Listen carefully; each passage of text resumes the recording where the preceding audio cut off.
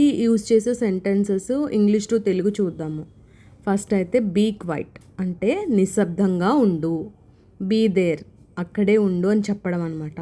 Be kind దయగా ఉండు, ఎవరి మీదైనా దయ చూపించు అని అర్థం.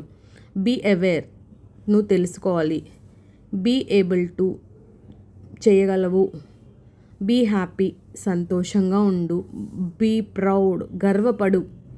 బీ డిఫరెంట్ అంటే ఇది వేరేగా ఉంటుంది, భిన్నంగా ఉంటుంది. బీ యునీక్ ప్రత్యేకంగా ఉంటుంది అంటే అది నీకు మాత్రమే.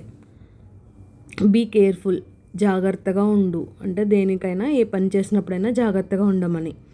బీ కేర్ఫుల్ జాగ్రత్తగా ఉండండి. బీ పొలైట్ మర్యాదగా మాట్లాడమని, మర్యాదగా ఉండమని చెప్పవచ్చు. బీ రెడీ సిద్ధంగా ఉండండి.